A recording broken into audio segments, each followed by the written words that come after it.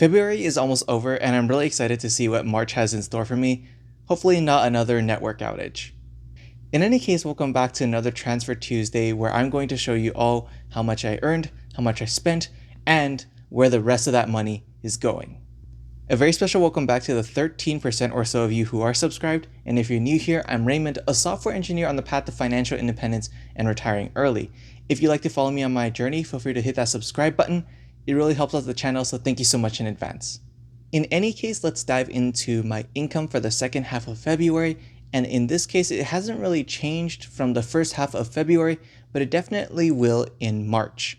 In this case, I added $1,386.53 to my 401k, $131.25 to my HSA, and as for my take home, I took home $1,658.70.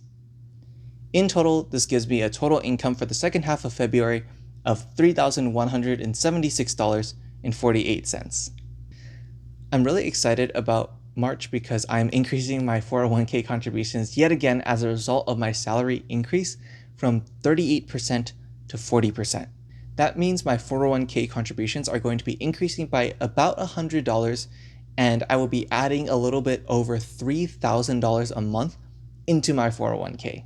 Next, let's talk about my expenses, and starting off, let's go over the utilities and rent and insurance and all of that. I don't pay rent for the second half of February or for any month for that matter, but I definitely do pay utilities and insurance.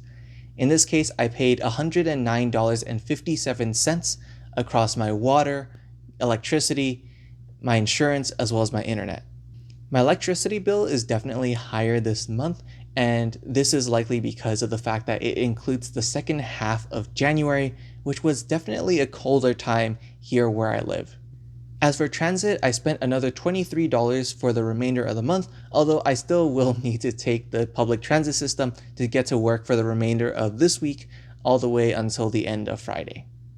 For groceries, I spent $83.42 for 1 week, as well as $117.11 for the following week. The second week, or I guess this week, I did spend a little bit more. I picked up a couple more items that I personally wanted, and so that's why you see a slightly higher grocery bill. I pay my student loans in the second half of every month, so in this case, another $19 goes to the Department of Education or whoever my loan servicer is. For eating out, I spent $30.90 across 3 different occasions for the second half of this month.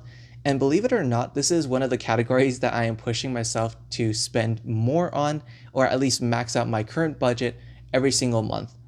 I think growing up, I had a very restrictive view of money, purely out of necessity. And in this case, I am earning a lot more money than I used to, and I don't really need that mentality anymore. I can save for an early retirement as well as live a comfortable and abundant life. This is definitely something that warrants its own discussion video, and if you'd like to see something like that, or if you have your own experience similar to that of a more restrictive, or I guess people call it a poverty mindset growing up, let me know in the comments. Finally, for miscellaneous purchases, I spent $212.16 in the second half of this month, very easily blowing my budget out of the water for my discretionary purchases for this month. I spent that all on one item, which was a brand new toaster oven. I actually use the oven in my apartment quite a bit, and so this is one of the purchases that I've been eyeing for some time. And although it pushed my spending above my budgeted amount for the month of February, this is alright because I didn't spend anything in this category for the month of January, so I'm taking some of the money rolled over from the previous month towards this particular purchase. It has been a really amazing tool here in the kitchen, and honestly, I'm just really happy with it so far. Finally, after I've earned all of my money and spent some of it, let's talk about where else I'm putting this money towards for my future goals. For my master's program, in case I do decide to take classes in the summer, I am putting aside $161.75. For debt payments in March, this includes my medical debt as well as my student loan debt. I am putting away $177.07.